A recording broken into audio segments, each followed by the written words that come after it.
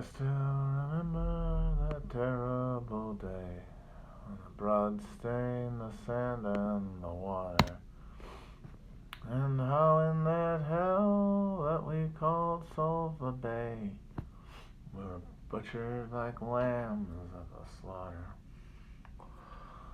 Johnny Turkey was ready, he'd primed himself well. He showered us with bullets and he rained us with shells. And in 5 minutes flat, he'd blown us all to hell. Nearly blew us right back to Australia. Got some sun coming through the window here. Probably look weird. Maybe I should go against here so it's less weird looking. What's that? Is that better? Not on the toilet, as some have said. Must stipulate that. Wow. So shit's popping off, huh? Holy mackerel. Man, I knew they were going to take it hard, but I have to admit, I thought that once the cops shut up, that they'd back down. But then we saw it happen. And that's the thing to remember about this. The cops let them in. That's the important thing. This is not a situation where some force just proved too powerful for the state, where the mechanisms of power were somehow overawed by concentrated human effort. No, they let him in. And why they let him in is probably a variety of factors. A lot of it probably just being that because these are people that cops are not trained to dehumanize, they treated them like human beings. And so you can't treat people like human beings if you're going to really dissuade them from doing something they want to do. Like if you really want people stop a bunch of very angry people from doing something they want to do, you have to disabuse them of it with violence. And you have to be willing to do that. And they weren't willing to do it. That's one explanation. And that's, I think, probably at a micro level, part of it. But I think also, there's the idea that the cops are essentially also rioting. They're not happy that Trump lost either. So them letting them in is sort of their way of contributing to the demonstration and to signaling their unhappiness. And then, of course, you can go full tinfoil hat and say, well, they did it so that this could happen. Because I have to say, if I was the deep state, whatever you want to define that as, if I was like the elements within our government that are seeking to maintain the current system and are most aware of what that entails, as opposed to being ideologically entrapped by their own bullshit like Trump people are, something like this is ideal. You have an incident here that has disciplined both sides perfectly. Because for anyone on the left, the specter of this will be the thing that prevents it from ever being the time to say anything bad about any Democrat in office. Because any show of vulnerability will lead to these people just taking power.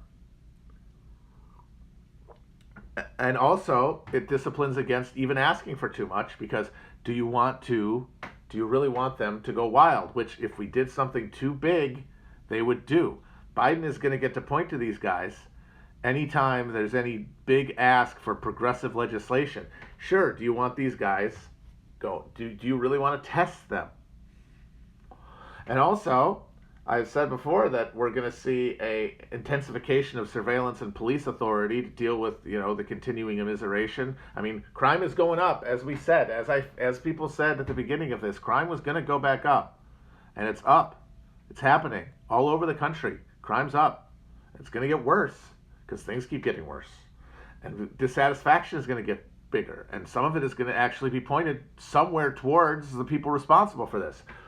And the state's going to be very interested in creating a narrative that allows for the culture at large to go along with massive increases in surveillance and police power. And the specter of a MAGA coup is absolutely just a perfect a bloody shirt to wave whenever you want. Whenever you're announcing the next round of panopticon surveillance overwhelming everything in the world. What the hell's going on? I'm getting something on this. What is that? Sub-gift or use bits to get to the next level? Am I the only one seeing this? The hell is that? Very distracting.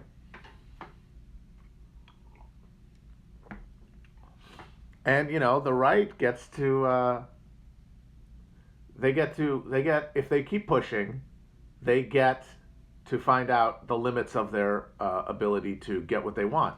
And the majority will still be pissed and still be activated, but will have learned where the line is. But the ones who aren't are going to go off.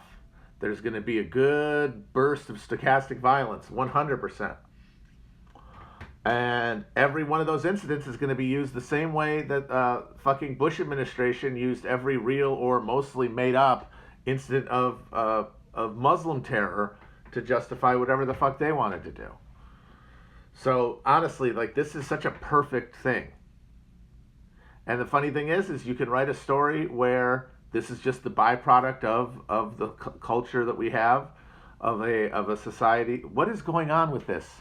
Does anyone know what's going on? Everyone's talking, and I'm very confused as to what is happening with these levels. I'm trying to ignore them. Shit. It's very distracting. Okay. Someone said American years of lead. Honestly, yes. But anyway, you've created a society of spectacle where politics, where the stakes of politics are grafted onto pure entertainment, and we give politics the same passion we give to entertainment, a country where the only time we generally riot is after our team wins or loses a big game. If you give big game intensity to politics, this is going to happen. You could write the story where this is just a byproduct of that. And then, just coincidentally, it's the one thing that will be most gift-wrapped and perfect for the use of our actual ruling class to maintain their dominance over us. Just like you could argue that 9/11 was the inevitable result of our foreign policy and our pursuit of oil dominance through ideological and guerrilla warfare. But you could also write a story where the reason keeps happening in the same direction and that all these dominoes keep falling the same way is because there's some hands out there pushing them in that direction. And for me, it's a moot point because the reality is the same either way. And honestly, the recipe is the same. The boring, no matter how outlandish or banal you want to make your explanation of reality, the remedy is very boringly straightforward. Organizing the working class, or rather the working class organizing itself, rediscovering itself, awakening from its slumber. That's the only thing that's going to beat this. No matter where it's coming from, no matter who you think is in charge, and also how seriously you take it. To me, there's no more annoying and banal conversation than the one that has been had ever since Trump lost about how seriously we should take this. Is this a serious?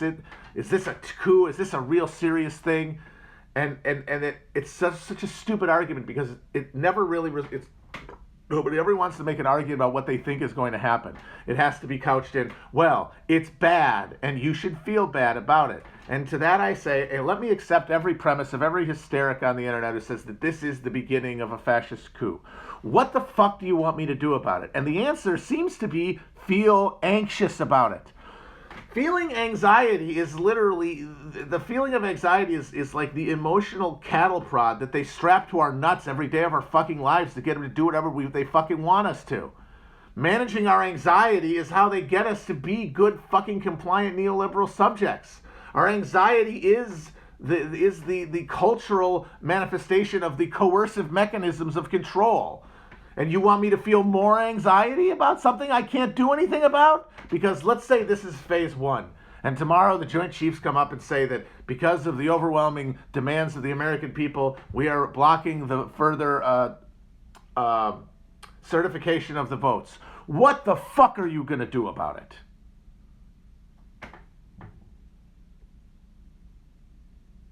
I am asking, what are you going to do about it? Everyone who's saying this is a big deal, we should care about this, everyone who ever said this wasn't a coup needs to be accountable. Okay, congratulations. You're taking this moment where democracy dies to fucking settle online scores. It sounds to me like you're just having fun on the fucking computer. That's the thing. The proof is in the pudding for me. If you're still posting about this stuff and you think it's a coup, then you don't really. You're lying to yourself and to everybody else.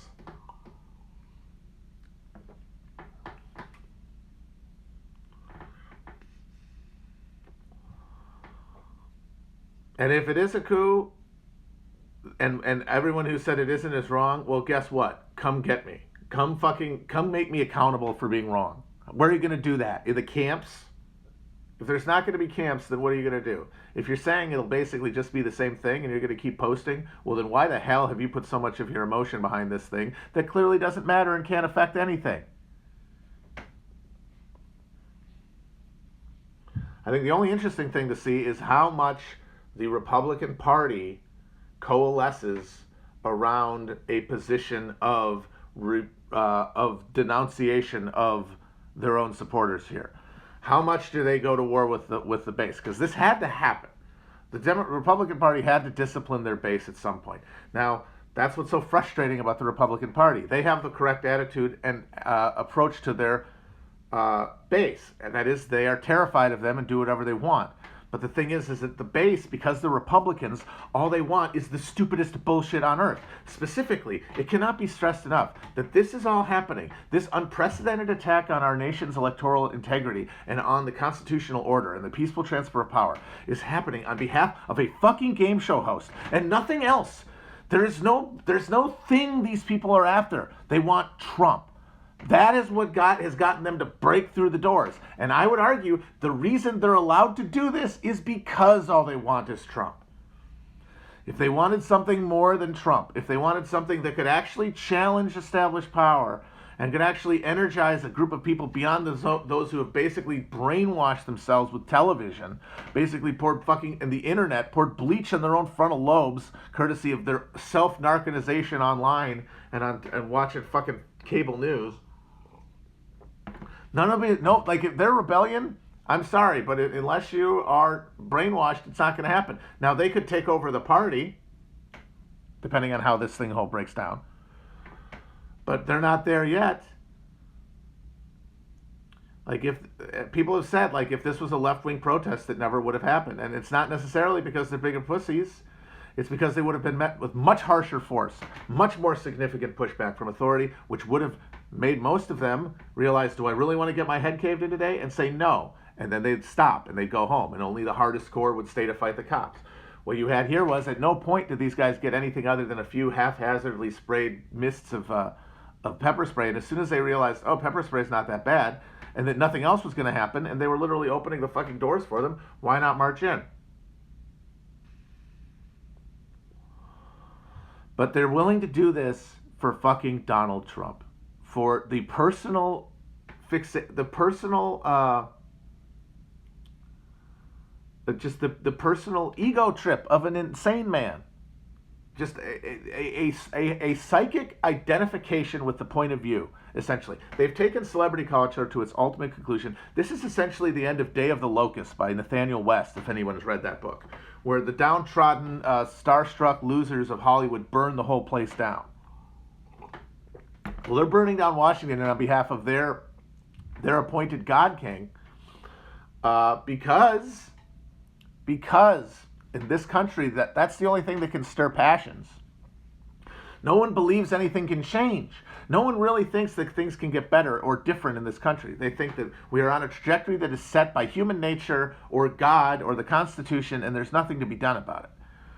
And in that world, the only thing that's going to be able to reliably politically mobilize people is going to be a purely spectacular politics of orgone release.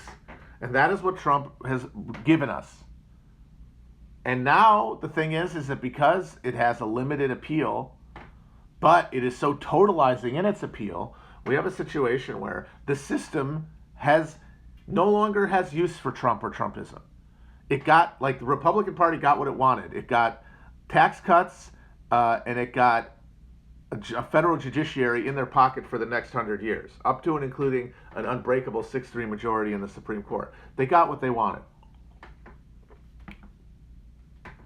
Now it's just about his personal ego. And the whole point of a political party is that you go beyond the personal desires of any one person within the structure. Like, that's the old kingly model. And like, that sort of brain dead populism will create a royal figure. It has to, because it cannot. It's a rejection of politics. It rejects the notion that anything is being negotiated. It's totalizing, and so only a totalizing vision is going to get people to fucking fight like that. At least fight.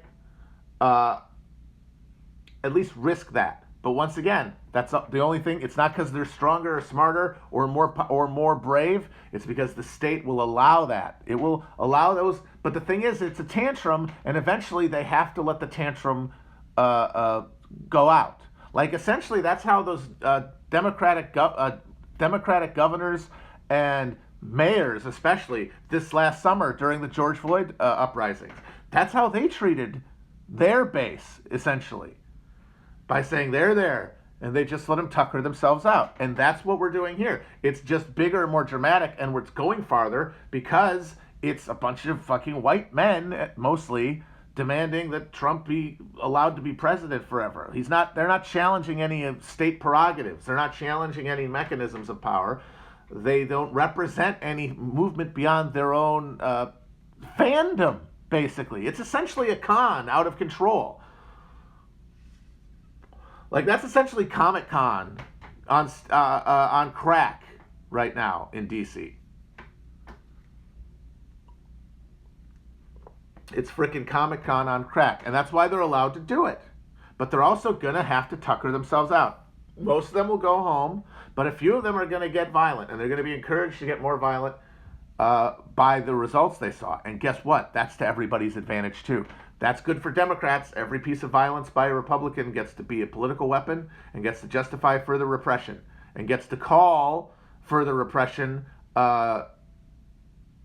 black social, like, we get to call that justice for black lives because it's now disproportionately going against white people. Like, that's the kind of demonic trick you could play with that. So they're happy with it. Republicans are happy because they know that if it's ever really close, if any election is really, really close, like this election wasn't really that close, honestly. It was only the commitment of Trump and the para-reality he's able to create around everything he says that is then affirmed by people who listen to him. It wasn't that close. A real close race, they know they have it. They have it. And every piece of right-wing violence further reinforces their command of the space in the event of a real political conflict. That they could pull some fucking Redeemer shit, like the Reconstruction governments of the 1880s and 90s.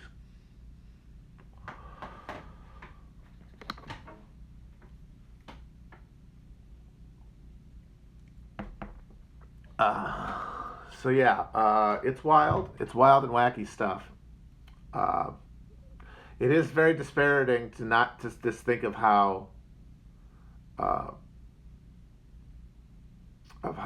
much harder it is to get anywhere near that kind of threat to just, established patterns of power and behavior from the left. But that's just because they're actually serious when they go against the left.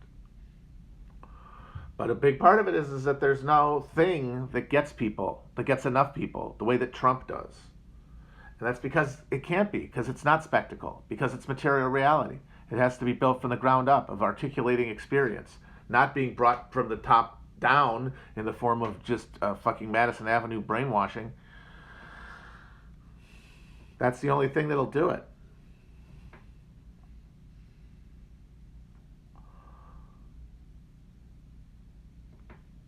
That's the only thing they'll do it. And if this is just more neoliberalism with its Janus face and it's pulling off like a soft internal Gladio, or it is the first winding of a gear that leads to a fascist seizure of power, some sort of inside-out auto coup where, like, the protesters like meld with the police and then essentially just arrest democratic lawmakers and shit.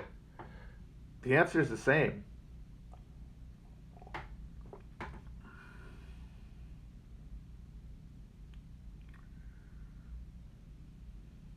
I certainly will not try to do any predicting, because if I was not swearing that shit off before now, I sure as hell wouldn't do it now. Holy shit. Beyond saying that I do think that Joe Biden will in fact be inaugurated, although I do think that Inauguration Day is going to be very interesting, my guess, this is as far as I want to get, is that they bristle that place and that there's like essentially a military occupation of Washington, D.C. to prevent a reoccurrence, would be my assumption. I didn't say I moved to Oregon. What the hell is wrong with you people? I didn't say that. Weirdo. I'm not going to Oregon. What is wrong with you people? I'm being gaslit by these people. I did not say I'm moving to Oregon. What the fuck are you talking about? Am I being trolled by the crowd again? God damn it! I'm being trolled. Fuck. I try to do a good stream for the people, and then they go and troll me like this. I don't know why I put up with it, honestly. I don't know why I put up with it.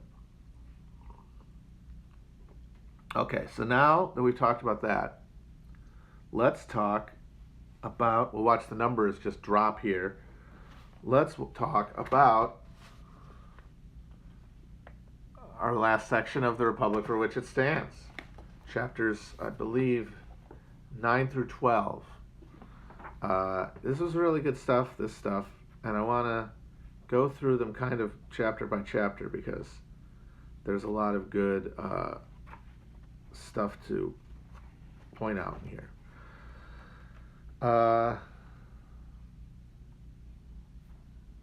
We start with, hilariously, the election of 1876, in which the disputed votes led to a constitutional crisis and essentially a backroom deal between the Democrats and Republicans to allow the Republicans to keep the presidency in exchange for the end of military occupation and Reconstruction in the South. And this is funny because Ted Cruz was trying to, during his nerd-ass attempt to toady to the Trump supporters by calling for a commission to like rule on voter fraud. That it was him invoking this case, because that's what they did. They ended up establishing a bipartisan commission where they basically just made a deal behind closed doors. And then there was a constitutional amendment that actually ended that possibility because they saw how bad it was. So once again, Ted Cruz being an oaf and a dope and a dumbass. But we knew that.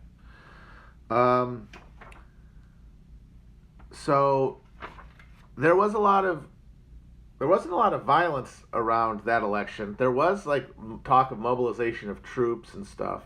I guess George McClellan fucking wanted to form a militia to march on Washington to make Tilden president. He's like the Michael Flynn of 1876. But nobody ransacked the White House. I can say that. So that's how things are going since then. So then he talks about the biggest eruption of coordinated working class militancy until that point in American history, the Great Railroad Strike of 1877, which saw the kind of painfully symbolic sight of troops being pulled out of the Reconstruction South to abandon freed people to the ravages of the Klan and the red shirts to go and help put down the strike in the North. And it was huge. It was violent. It was not coordinated very well because it was largely spontaneous. And there was only a rudimentary working class political movement in America at that point. Like there was the Working Men's Association, there was the International, the Working Men's Association was one, the Knights of Labor. It was still a very inchoate movement. But they were all caught by surprise, just like all of the bickering parties in Tsarist Russia were caught by surprise by 1905.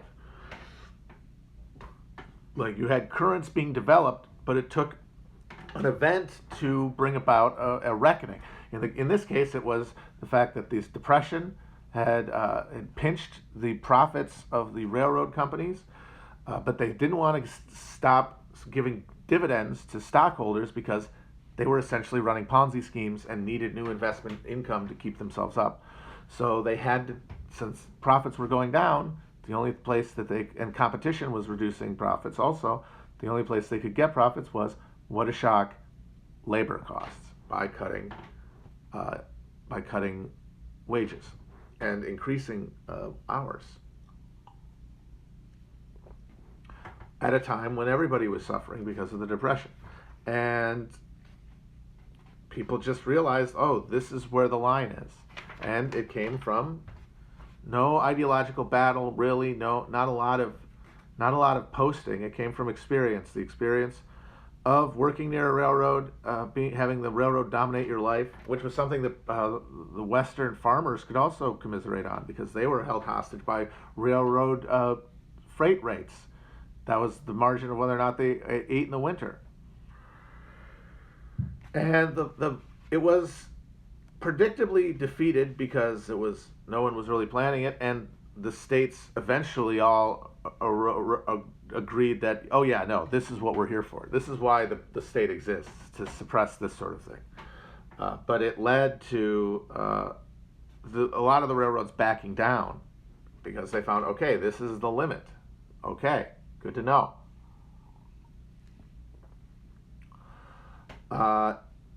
So that was chapter 9. Chapter 10, he talks a lot about something that is very boring but important to understand 19th century politics, which was civil service reform. It was the end of the spoils system. And that ended up being one of the only real issues that divided the parties, because they basically all agreed to the same laissez-faire politics to one degree or another, and then voters were sorted by geography. And also religion. Basically geography. Because if you were a Catholic in America, you probably lived in a city, and you were a laborer, and you were a Democrat. If you were a white Southerner, you were a Democrat. If you were a small-holding Protestant Northerner, which is the mean Northerner, you were a Republican. If you were a black Southerner, you were a Republican. Although that mattered less and less as Reconstruction governments failed to be able to defend themselves.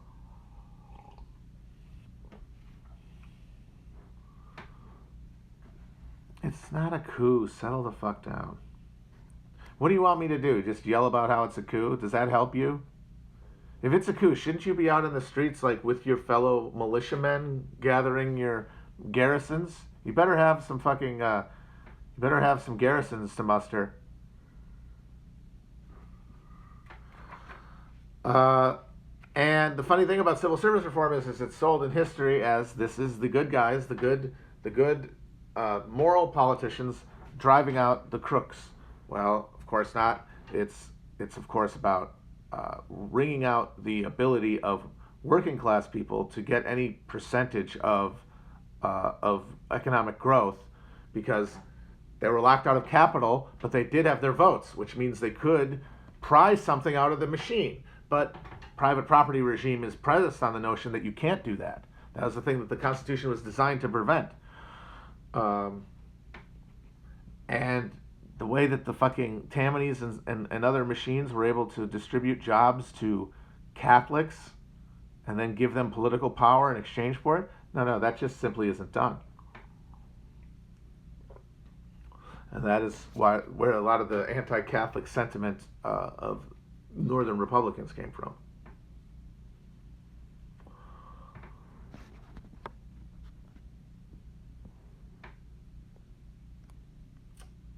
And so the fight over civil service reform is really a fight over democracy in a way. And the rational civil service that we eventually got is still influenced by money. It's still influenced by by outside interests, but they're purely monetary. It's purely capital. It's no longer anybody who is accountable to anyone you would call people, who are not, a concentrated economic interest the way the capital is. And he also talks about the other sort of the bad side of emerging working class mobilization is anti-Chinese sentiment in California, because the Chinese were seen as essentially slave labor imported directly to compete with them. And because of racism and racial division and cultural separation that makes it harder to get to a point of empathy that allows you to, digest politics at that level, it led to just a wholesale demonization of the Chinese. And that is the populist. That's like that's one facet of the face of American populism. It is a defense of labor, free labor or property from unfree competition. And it's something that political parties had to deal with when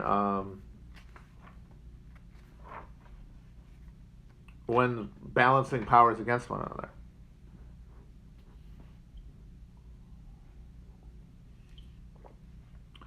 But as usual, the real heart of the anti-Chinese sentiment, it really did come from fear of being economically displaced. And it could have been channeled elsewhere. It's just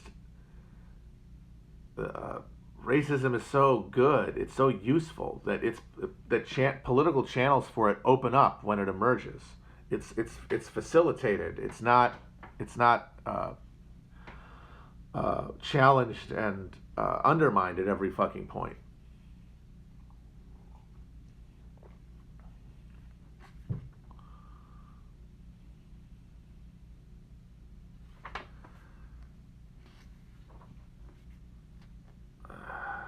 I wanted to get some other stuff in here.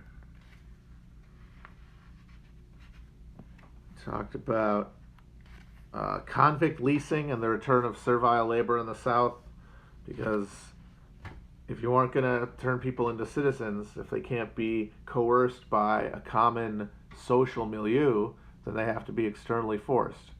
And when you've got a high labor intensity crop system like cotton in the South, the thing is predicated almost on self-exploitation at least.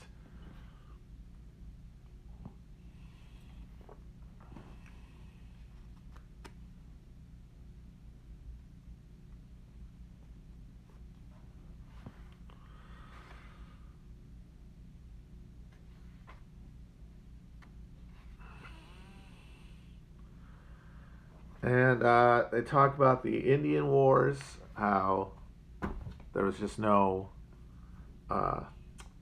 there's really nothing that the natives could really do to avoid getting their stuff just took, because there was money to be made in it. And there was always this kind of sad, tragic, shrug of the shoulders about Indian policy among all of the good-hearted reformers and ex-abolitionists. It's like, what are you going to do, What are you going to do?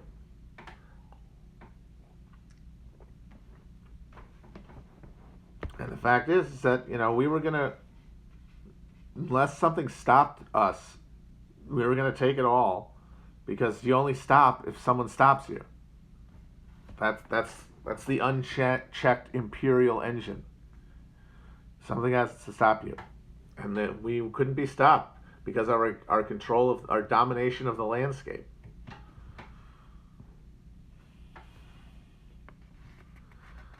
Then in the last chapter, he goes into the intellectual history stuff that I think is really strong in this book, and a nice through line throughout it to kind of understand how all these all this social ferment is being turned into like political wisdom. And he talks about this Dean Howells guy and all this, and he talks about how, like, as I said on the stream yesterday, you're seeing this Kuhnian shift in the social sciences away from laissez-faire social Darwinism towards like progressive social policy and a social gospel to come with it out of the Protestant tradition. And one of the things that emerge from this ferment is an attempt to like reaffirm capitalism in the face of all of the evidence of its failures by making it just. And one of those ideas was Georgism, which was created by an economist named Henry George, who was a classic American crank in the best tradition. One of our better cranks, I think. And he was a guy who saw the horrors of the accumulating unfreedom and misery of America in this supposed land of total bounty.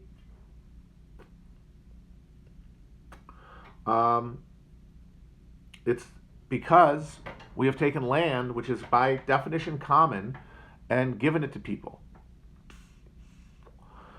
And he basically diagnosed land ownership and specifically rent on improved land as the stake in the heart of civilization, as where all injustice flows.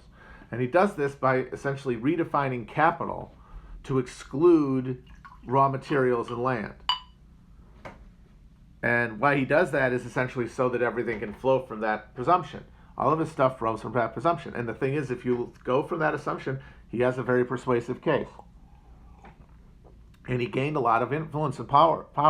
They haven't gotten to it in the book yet, but he ran for mayor of New York on a fusion socialist ticket, like a Labor Party ticket, against a Tammany Hall stalwart and Republican Theodore Roosevelt. And both George and Roosevelt lost to the Tammany hack, which just goes to show that, whatever ideas and charisma you got, it's still New York, baby, and somebody's got to pay the fucking garbage man.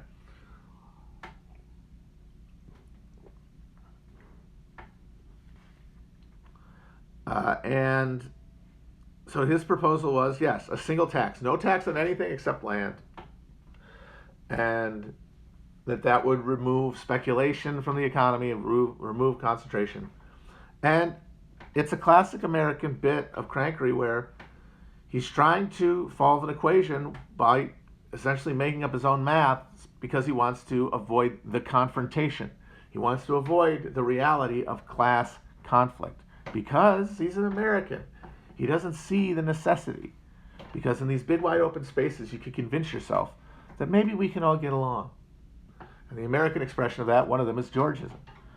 His idea was, well, the sheer reality of this pitch, the sheer truth, because the essential argument is, this is so obviously true that if enough people believe it, we will act like it's true, and that will make us do it, and that will reduce all of the capital accumulation, and it will be a non-violent war of ideas that is won over time through application of our minds and our passions. And that's in opposition to the Marxist notion that no, we're going to win because there will become a time where there is a pivotal confrontation between capital and labor's superior numbers and organization will make it win. Will win in the battle. And it is the numbers, it is people motivated by a shared material drive towards freedom that will move them towards victory. It will not be that you eventually change people's minds. That's the idea, is that you just have to convince them. If enough people understand this, both capitalists and workers will see the truth of it and will want to do it. No one will act against their economic self-interest, and if they do, there will not be enough of them to overawe the democracy of dollars. And that is why I think that Georgism is very much in a tradition that we now see with MMT. Now, once again, MMT is, I think, correct in most of the things it claims to do. But beyond that, it seems to think that because this is true, you can convince enough people of that, and by convincing them, we will act like it's true and therefore make capitalism humane without conflict. I think it's the same impulse that drove Georgism.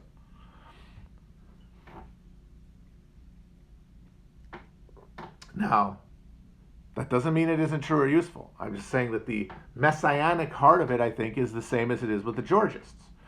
It's an idea that the truth of this is so undeniable that if enough people know it, it will convert them, as if ideas can, in the main, beyond individual people, in the main, demographically, go against material interests. They won't.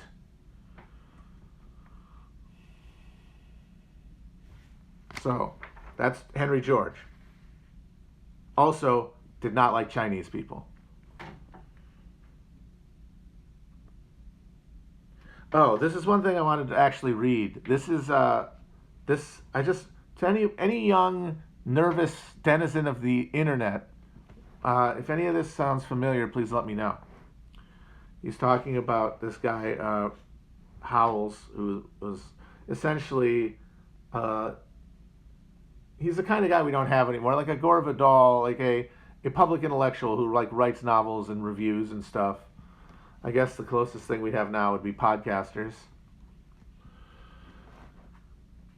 Howells agonized over the industrial United States that greeted him on his return for quite personal as well as intellectual and moral reasons.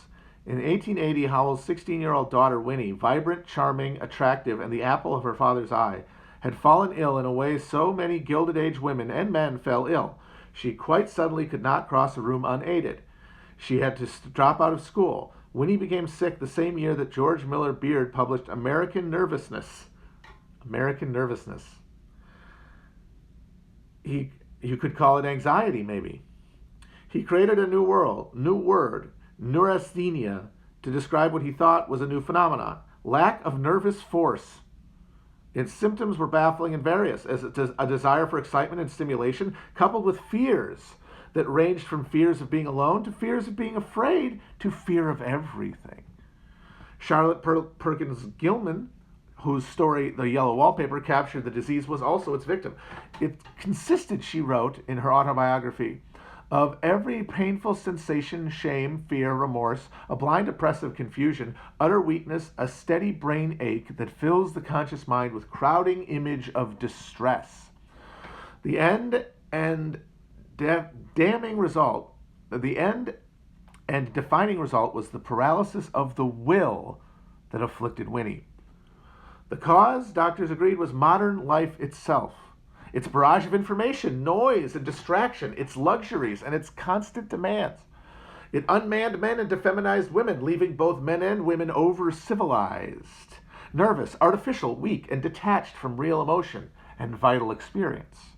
The introspection of Reformation Protestantism, once devoted to monitoring the soul and the chances of salvation, had turned morbid and transmuted into mere self-obsession.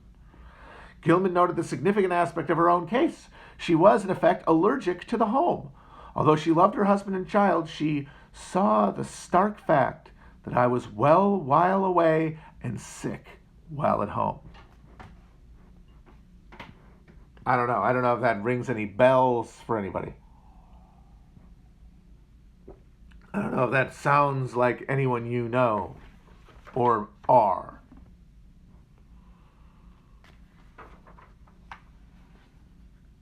But the one thing I wanted to say about, and then we got the election of 1884, when the James G. Blaine, the man from Maine, one of the symbols of post-war corruption, ran for president against Grover, the hangman of Buffalo, Cleveland. And it's important to note that the whole issue basically boiled down to corruption because Blaine was crooked. And essentially Cleveland was more discreet, so he wasn't, but he was indiscreet sexually. He essentially admitted that he had fathered a child out of wedlock who he had paid for the education of, which led to the campaign slogan of the Republicans, "Mama, where's my pa?" So it was this battle of like personal virtue versus public virtue, but nobody was disagreeing with any of the top level stuff. Everybody was for fucking strong money. Everybody was against strikes and working class organization. Everybody was mildly anti-Chinese. And they were all essentially dragging their feet towards civil service reform. It was sort of accepted that by that point, the Garfield assassination really set the seal that, okay, this is going to happen. And it took them a long time. They pulled that Band-Aid off real slow. But it's because they had to, create offload escape vessels for everybody.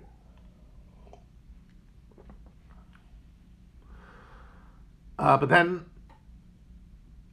Blaine was killed, not by his corruption, but most likely because he was accused of being in the same room with a Protestant clergyman who said that the Democratic Party stood for Romanism, and rebellion, which was not what the Irish Catholics of New York wanted to hear. Not that Republicans ever did terribly well with the Irish Catholics, but there were a good number of them who could have been persuaded to vote for a New York, or could be persuaded to vote for an open-handed Republican, a guy who was willing to, who was willing to grease the wheels, but that didn't go over well because it reminded them, oh yeah, those fucking those cabbage eaters fucking hate us. Those fucking Protestant squareheads, they hate us. Rum as in alcohol, because the good Protestant Northerners were temperance men. It was the drunken, besotted Germans and Irish who drank. Romanism for the Catholic Church, and then, of course, rebellion for the Civil War, which, yes, they had done. And it is honestly kind of crazy that we let that party still exist after they did the Civil War. One of many things that probably should not have been allowed to have happened.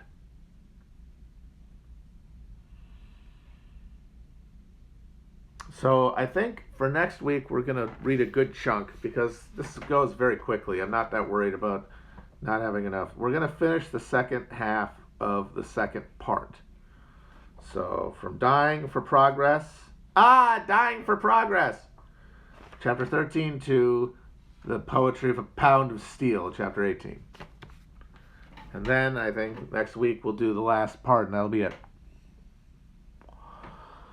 So I think we're seeing, as we read the book, the machine, the Leviathan of capitalism sort of stitch itself together out of the pieces of the post-war ferment. And the key thing was always bribery. At the end of the day, it was bribery.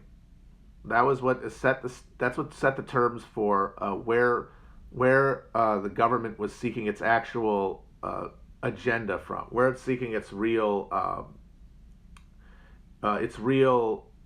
validation, not from voters, but from people with money, because people had more money, people had more paper money after the Civil War than they'd ever had before, because the government had been throwing around money to build the war machine, and that's what does it. This is an MMT thing, and the MMTers are right. The U.S. When the U.S. has said, "Hey, we need to build an economy like for a war, like the Civil War or World War II," we just do it. We just make the money up, and then the economic activity follows from the money. They're 100% correct about that. That's how that works.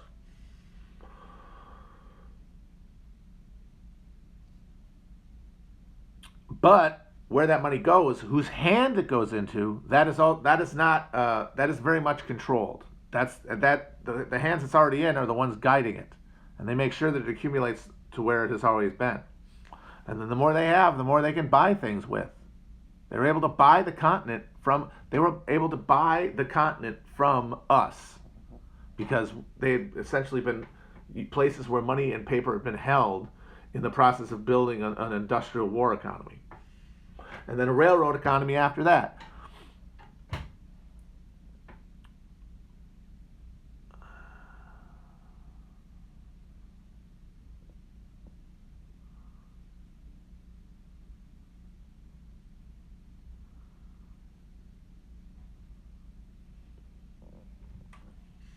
So if you imagine, as I am, an alternative Civil War, post-war era, the key thing is what dominoes would have to fall to give electoral and political self-actualization to the freed slaves as soon as possible, and the urban working class and northern smallholders. And I don't think it's impossible, but man, it'd be very unlikely.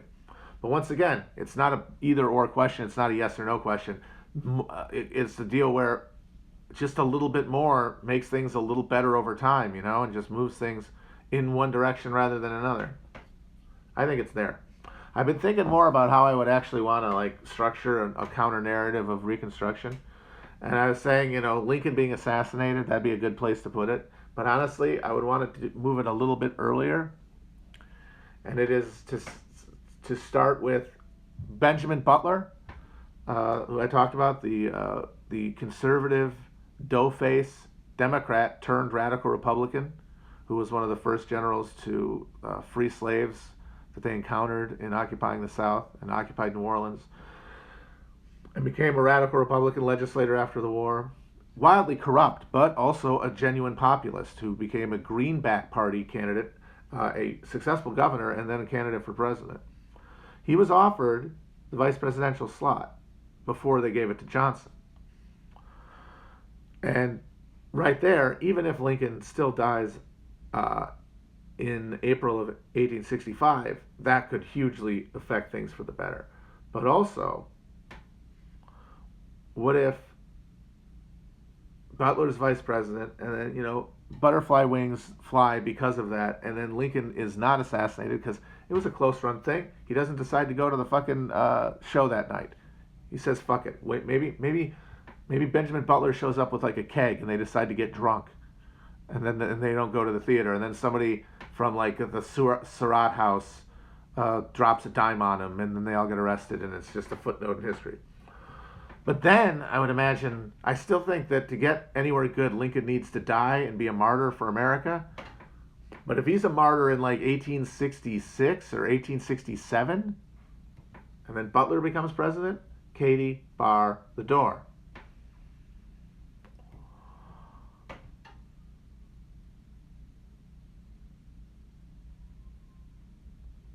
All right, so I'm going to wrap up here in a second. While we've been talking, have they declared a MAGA government in Washington?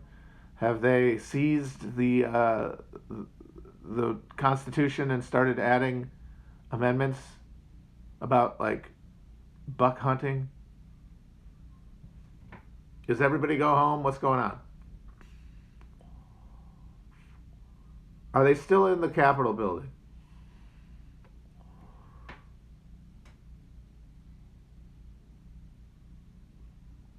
Trump died? Oh my God. I could see them dosing him, honestly, right now. I could see them heart attack gunning Trump right now because they're actually sitting him down. He had to give that fucking thing today where he said, look, I know they stole it. I know it's outrageous. I know they literally just took your right to vote from you and shat all over it. We all know that's true, but you got to go home. That's why this thing has to break against the rocks. It cannot correct itself because Trump cannot correct himself. Because for him to actually do something about this, he would have to say, look, I didn't actually win. I was wrong. He would have to say that. He cannot start with, look, this is a stolen election, but you should just accept that. He can say that because it's all fantasy to him. These people have taken it seriously.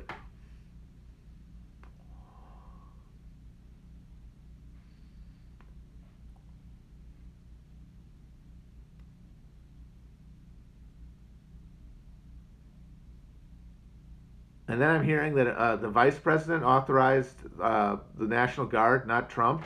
Did they 25th Amendment his ass? Did he get cooed? Are they sticking him in a fucking in like a back of a car like Patrice Lumumba? What's going on? Is he gonna get DM'd?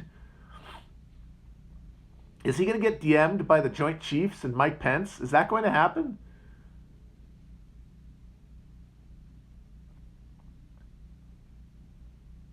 Is Mike Pence going to be our big min? It was Big Min, right? Who did the 63 coup?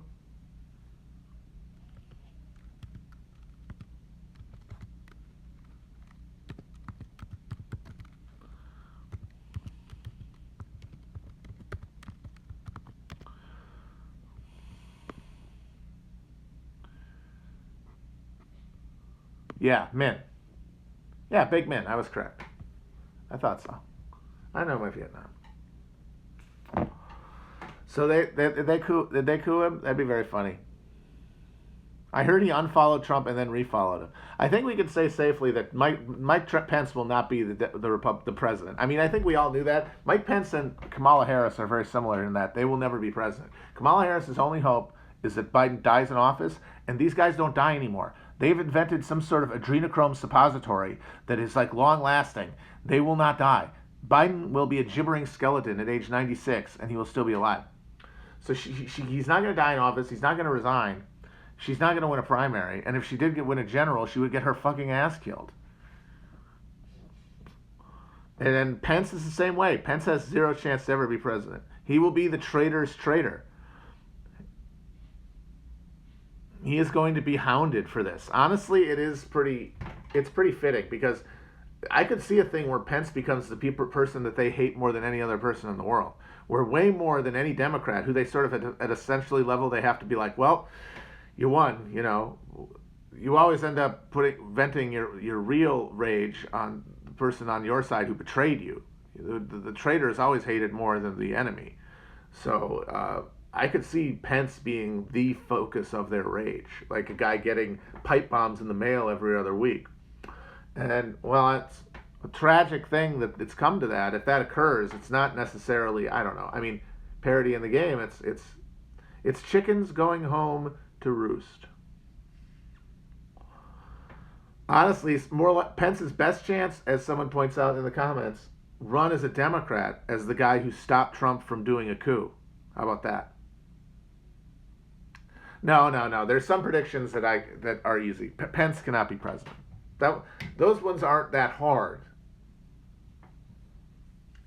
I gotta say, man, if the My Pillow guy was a little more charismatic, and if he had run for office yet, I don't know. I guess if he could go straight for the My Pillow guy. It's just the thing about My Pillow guy is that he doesn't have Trump's charisma, and that's a problem. He has the regular guy, famous guy thing that they love. Like, he is a famous person who they think of as themselves, and that's what they really want. But he doesn't have he doesn't have the showmanship. And that's why if only John Taffer were more famous among the MAGA people, it would be John Taffer. He's another reality show guy who fucking pops on TV.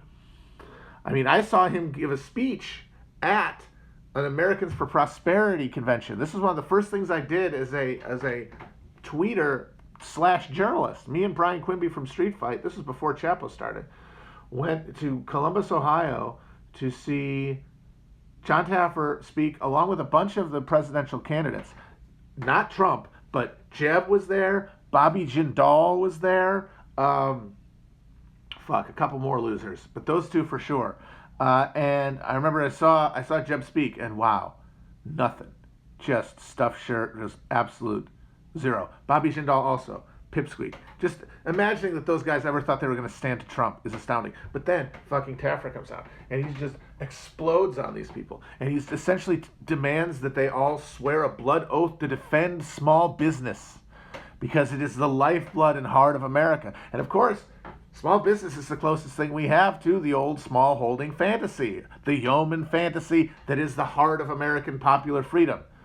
Taffer would be the perfect encapsulation of that. He would be the perfect person to express that truth.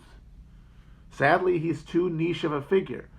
If Bar Rescue had been the biggest show on network television in the aughts, then we honestly had a chance. And that's what makes this whole thing so difficult to even think about, is that Trumpism is going to splinter because there's no one to take the fucking torch from him.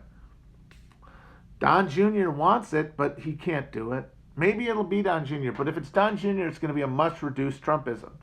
Because, as I said at the beginning of the show, we're going to see a confrontation that had to come between the party apparatus with its long-term goals and its commitment to the standing system because it benefits capitalism, and the wild, lumpen id that has been indulged but never given, but that's because it could be indulged. It can't be indulged anymore. The stock boys won't allow it to be indulged anymore. Playtime is over. So how does this breakup happen? That is the question. And what you could see is, in a very short period of time, the Republican Party taken over by an explicit, ideologically committed Trumpist faction that turns Q into reality from the inside of the party.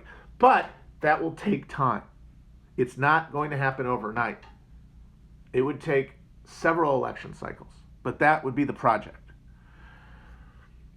Or people they kind of get over, like Biden becomes president and it's not as bad as they thought it would be, and the comforts of their home and the distractions of their life, and maybe, oh, we got a vaccine, now Fuddruckers is open, like maybe, just maybe, they start going home.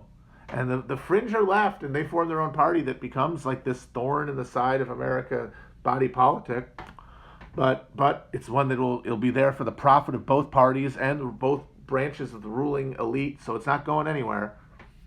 But that'll be the contest. My hunch is that most of these people go home because, like, for right now, it's just that they cannot psychically imagine a world where Biden is president. But once it's here and their lives are the same, it's gonna take the wind out of some sails. Not everybody, not anywhere close.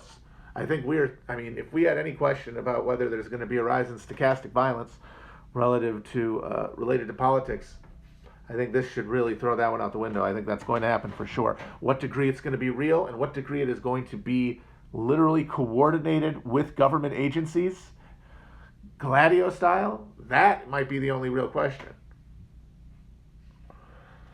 But we are definitely living in interesting times, which you're not supposed to do, but what are you going to do about it? What are you going to do about it? For God's sake, I just want to grill. Peace out.